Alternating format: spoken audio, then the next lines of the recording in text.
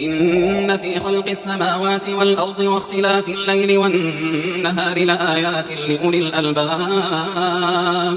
Dan selanjutnya hukum buat hakim yang mudah disuap itu gimana gitu. Ya kalau kembali ke suap nanti kembali kepada hukum pidana buat para orang-orang yang menerima suap seperti apa gitu kan. Tentu kalau konteksnya nyuri kemarin ya orang itu dipotong tangan ketika dia mencuri barang yang diamankan orang lain. Itu orang lain menyimpan di satu tempat terus dia curi. Tapi kalau kemudian yang megang kuncinya dia, misal dia jadi Pak RT, jadi Pak RW, jadi Pak Lurah, ya, kunci kantor itu yang megang dia nyolong di kantornya, maka itu tidak masuk dalam syarat yang dia dipotong tangan. Maka dia bisa kena hukum takdir. Nah, hukum takdirnya ini apa ya? Nanti itu dirumuskan. Nah, yang rumuskan kalau di Indonesia ya anggota dewan itu DPR itu. Rumuskan nih, hakim kalau ini suap maka rumusannya dia harus begini gitu. Sebenarnya orang itu sebenarnya kalau nggak usah belum sampai ngomongkan hukuman fisik loh ya. Kita misalnya sepakat aja. Jadi kan orang-orang partai itu kan nggak sepakat di DPR itu.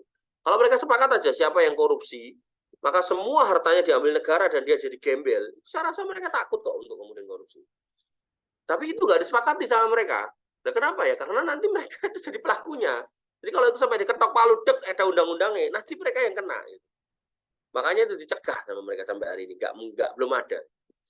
Tapi kalau sampai ada, gitu, misal undang-undang memiskinkan, ya, bahwasanya orang yang terlibat korupsi itu nanti akan dihabisi hartanya, belum ngomongkan hukum fisik, gitu. Itu mereka pasti takut. Gitu. Artinya kalau udah nggak takut sama Tuhan, nggak takut sama Allah, ya buat takut sama peradilan. Itu sebagai cara untuk menegakkan keadilan di muka bumi, ya agar kemudian melindungi orang-orang lemah. Kalau pengadilan aja udah nggak kuat, gitu, kan eman-eman. Kasihan orang-orang miskin, orang-orang yang nggak mampu membayar pengacara dan seterusnya, pasti dia akan selalu dapat kedoliman terus. Makanya fungsi akhirat itu di situ. Nanti orang-orang yang tidak mendapatkan keadilan di dunia, ada wasilah, ada sarana, ada tempat untuk menuntut keadilan itu di akhirat nanti. Allah Ta'ala. Kemudian apakah hanya sekedar diberhentikan saja dengan bertugas? Enggak ya, ada konsekuensi hukumnya.